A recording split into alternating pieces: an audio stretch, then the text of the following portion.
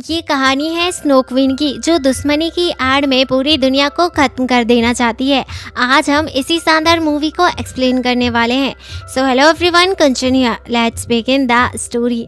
इससे पहले हम कहानी की शुरुआत करें, आप वो रेड कलर का सब्सक्राइब का बटन जरूर दबाएं ताकि आपको ऐसे ही न्यू वीडियो की नोटिफिकेशन मिलती रहे। कहानी की शुरुआत में हमें एक बच्चे इवान को दिखाया जाता है, जो अपनी मॉम से सैंटा और स्नो क्वीन के बारे में पूछ रहा होता है कि क्या ये इमेजिनरी कैरेक्टर रियल वर्ल्ड में एग्जिस्ट करते हैं। तो उसकी माँ उसे हजारों साल पहले की कहानी सुनाने लगती है और कहती है कि आज से हजारों साल पहले एक मैजिकल स्कूल हुआ करता था, जहाँ एक्चुअल में जादू सिखाया जाता था। जिस स्कूल में सैंटा और स्नो क्वीन एक साथ पढ़ा करते थे, जो अच्छे दोस्त हुआ करते थे। लेकिन समय के साथ सैंटा पढ़ाई में टॉप करता रहा। इसी वजह से उसे स्कूल की तरफ से उपहार के तौर में एक जादुई क्रिस्टल मिला और इसी वजह से स्नो क्वीन के मन में सैंटा के प्रति जलन की भावना उत्पन्न हो गई और वो जलन धीरे धीरे दुश्मनी में बदल गई। समय के साथ स्नो क्वीन ने बर्फ को कंट्रोल करने की शक्ति हासिल कर ली और पूरी दुनिया को बर्फीली शीतलहर के कहर पर धकेल दिया, जिसके बाद उसने उस मैजिकल स्कूल पर कब्जा करके अपना बसेरा बसाया। तब जाकर सैंटा ने स्नो क्वीन से आकर फाइट की और उसे हराकर उसकी मैजिकल स्टिक को गिरा दिया। लेकिन उसकी एक वफादार बर्ड ने उसकी मैजिकल स्टिक उठाकर ले गई। तभी इवान बड़े ही एक्साइटेड होकर अपनी मॉम से पूछता है, इसका मतलब स्नो क्वीन आज भी आज़ाद हो सकती है।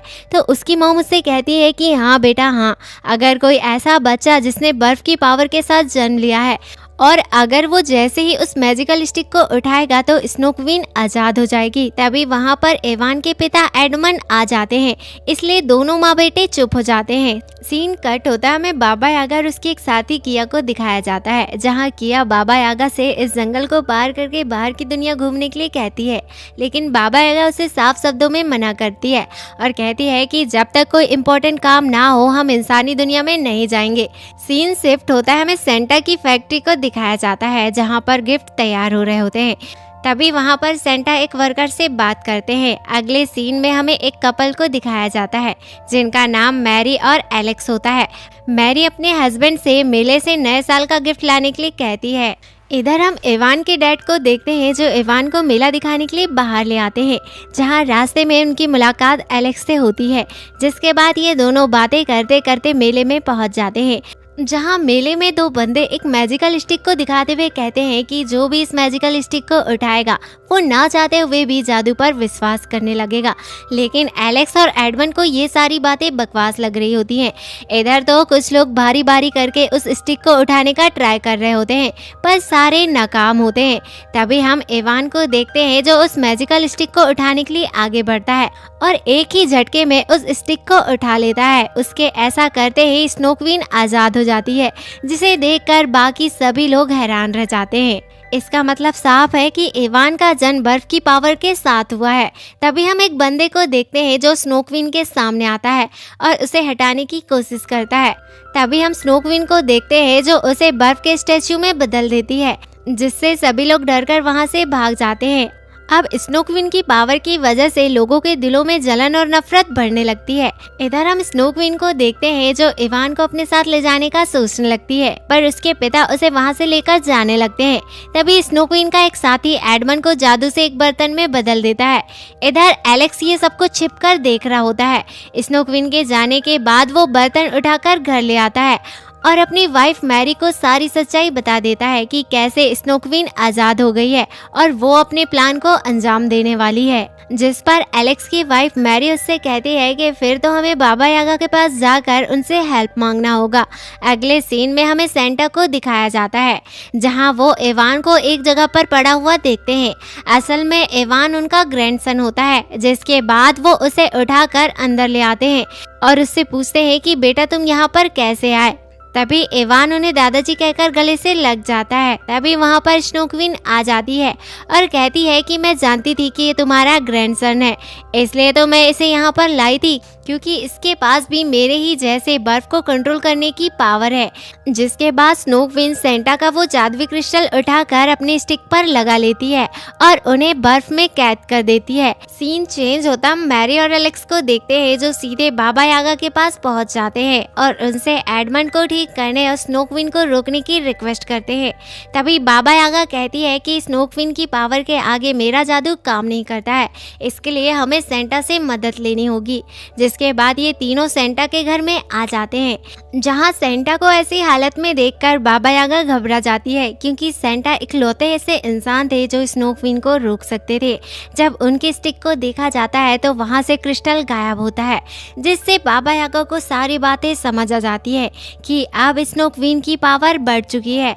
बाबा यागा एलेक्स को बताती है कि मैं सेंटा को इस बर्फ से आज़ाद नहीं कर सकती, क्योंकि मेरा जादू कमज़ोर पड़ रहा है। अगर हमें सेंटा को आज़ाद करना है और इस दुनिया को स्नो क्वीन के कहर से बचाना है तो हमें किसी भी कीमत में फायरबर्ड का पंख चाहिए होगा। तो एलेक्स कहता है कि अब तो फायरबर्ड विलुप्त हो चुके हैं। तभी बाबा यागा उसे एक व्यापारी के बारे में बताती है जो ऐसी मैजिकल चीज़ें बेचा करता था। मुझे वहाँ जाकर उनसे वो फायरबर्ड का पंख लाना होगा। बाबा यागा उन्हें वहाँ छोड़कर उस व्यापारी के पास आ जाती है, जहाँ बाबा यागा उससे फायरबर्ड का पंख मांगती है। लेकिन वो व्यापारी बहुत ही चालाक होता है। वो बाबा यागा से उसके किस्मत का क्रिस्टल मांगता है। तभी बाबा यागा उसे मना करती है और कहती है कि तुम कैसी बातें कर रहे हो, सबके किस्मत के क्रिस्टल तो किस्मत की देवी के पास होते हैं, जो कि मेरी मॉम है। जब मैंने अपनी किस्मत का क्रिस्टल चुराया था तो वो मुझसे नाराज हो गई थी और आज भी वो मुझसे बहुत ज्यादा नाराज है।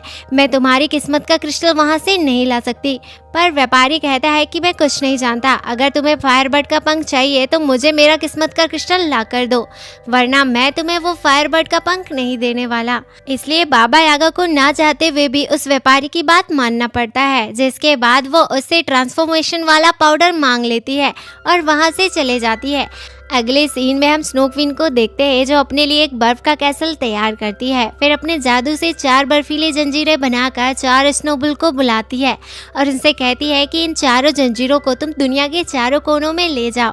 जहाँ से भी ये जंजीरें गुजरेंगी वो एरिया ठंड और शीतलहर के प्रभाव से आकर जम जाएगा और पूरी दुनिया में ठंड और बर्फ का प्रभाव होगा और इसी के प्रभाव से लोगों के दिलों में नफरत बढ़ने लगेगी और इस तरह से दुनिया से अच्छाई का नामो निशान मिट जाएगा। स्नो क्वीन के ऑर्डर से 4 स्नोबॉल जंजीरों को लेकर चारों कोनों के लिए निकल जाते हैं। आगे हम स्नो क्वीन को देखते हैं जो इवान को अपने साइड करने की कोशिश करती है ताकि वो उसके प्लान को अंजाम दे सके। बेचारा इवान मासूम बच्चा होता है, उसकी मीठी मीठी बातों में आ जाता है। अगले सीन में हमें बाबा यागा को दिखाया जाता है जो उस बर्तन को रख कर उसके ऊपर ट्रांसफॉर्मेशन वाला पाउडर छिड़कती है, जिससे एडमंड अपने असली रूप में आ जाता है।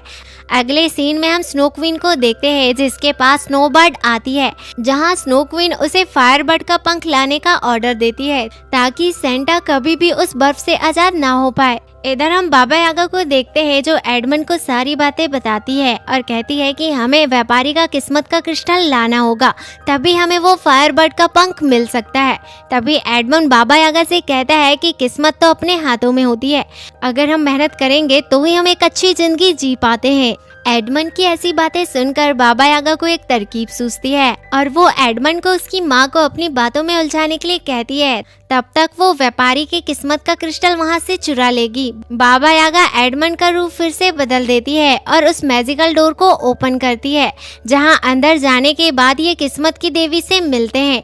जहाँ बाबा यागा की मॉम जो अब भी उससे नाराज है, वो उससे पूछती है कि तुम यहाँ पर किस लिए आई हो, जिस पर बाबा यागा उन्हें अपनी बातों में उलझाती है और कहती है कि तुम तो कहती थी कि सबके किस्मत के क्रिस्टल तुम्हारे पास हैं, पर मैं एक ऐसे इंसान को लाई हूँ जो तुम्हारे इस मिथ को तोड़ देगा। जिसके बाद किस्मत की देवी उनके बातों में उलझकर उन्हें महल के अंदर ले आती है, जहां एडमंड और किस्मत की देवी के बीच किस्मत के क्रिस्टल को लेकर बहस होने लगती है। इसी दौरान हम बाबा यागा को देखते हैं जो एक किताब उठा लेती है। इधर किस्मत की देवी एडमंड का किस्मत का क्रिस्टल खोलती है और उसकी इंफॉर्मेशन निकालने लगती है। तभी बाबा यागा एडमंड को एक किताब देकर व्यापारी का किस्मत का क्रिस्टल लेने के लिए वहाँ से जाने लगती है, लेकिन किस्मत की देवी बाबा यागा को देख लेती है और उसे रोकने के लिए आगे बढ़ती है। तभी एडमंड वो किताब पढ़ने लगता है, इसलिए किस्मत की देवी उसे देखने लगती है और वो दोनों उस किताब की पावर की वजह से उसमें स्केच बनकर कैद हो जाते हैं।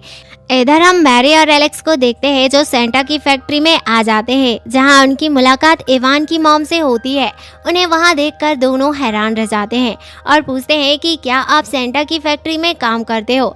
तो इवान की मॉम उनसे ये बात सीक्रेट रखने के लिए कहती है। तभी वहां पर स्नो क्वीन आ जाती है और मैरी, एलेक्स और इवान की मॉम को बर्फ के स्टैचू में बदल देती है और वहां के सारे वर्कर को अपने कंट्रोल में करके खुद के स्टैचू बनाकर बंटवाने के लिए कहती है। इधर हम बाबा यागा को देखते हैं जो उस रूम के पास पहुंच जाती है जहां पर बहुत सारे लोगों के किस्मत के क्रिस्टल रखे होते हैं। जैसे ही वो दरवाज़ा ओपन करने की कोशिश करती है तो वहां पर एक पहेली पूछी जाती है। बाबा यागा उसका सही सही जवाब देती है, जिसकी वजह से वो दरवाज़ा खुल जाता है। जब वो अंदर पहुँचती है तो वहाँ पर वाकई में बहुत सारे लोगों के किस्मत के क्रिस्टल रखे होते हैं, जहां बाबा यागा व्यापारी की किस्मत के क्रिस्टल को ढूंढकर बाहर आ जाती है, जहां वो किताब पड़ी हुई होती है। उस किताब को उठाकर वो उस पेज को फाड़ देती है जिसमें एडमंड का स्केच बना होता है, जिससे वो आजाद होकर वहां से निकल आते हैं। दूसरी तरफ हम स्नोबॉल को देखते हैं जो चारों कोनों में बर्फीली जंजीरें फैला रहे होते हैं।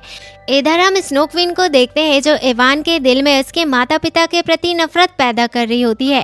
असल में इवान के अंदर भी आइस को कंट्रोल करने की पावर है। अगर इवान भी स्नो क्वीन की तरह बन जाएगा तो स्नो क्वीन पूरी दुनिया में राज करेगी और उसकी शक्ति कई गुना बढ़ जाएगी और वो दुनिया की सबसे पावरफुल वॉरियर बन जाएगी।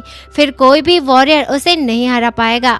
अब इवान एक मासूम बच्चा होता है, वो स्नो क्वीन की चालाकी नहीं समझ पाता और उसकी चिकनी चुपड़ी बातों में आ जाता है, जिसके बाद स्नो क्वीन इवान को बर्फ को कंट्रोल करना सिखा रही होती है। दूसरी तरफ हम बाबा यागा और एडमंड को देखते हैं जो किस्मत के क्रिस्टल को लेकर सीधे व्यापारी के पास आ जाते हैं, जहां व्यापारी उसके बदले उन्हें फायरबर्ड का पंख दे देता है और ये लोग फायरबर्ड के पंख को लेकर वहां से निकल ही रहे होते हैं। तभी वहां पर स्नो क्वीन की वफादार स्नोबर्ड आ जाती है और उनसे वो फायरबर्ड का पंख छीनने लगती है। बचने के लिए एडमंड उस बॉक्स को बाबा यागा की तरफ फेंकता है।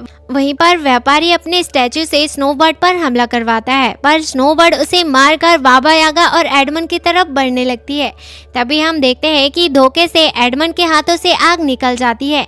इसी वजह से स्नोबर्ड अपने असली वाले रूप में आ जाती है और हम देखते हैं कि व्यापारी उसे अपने पिंजरे में कैद कर लेता है। वहीं पर बाबा यागा और एडमंड वहां से निकल जाते हैं। इधर स्नो क्वीन ने इवान के दिल में उसके माता पिता के प्रति जहर भर दिया होता है।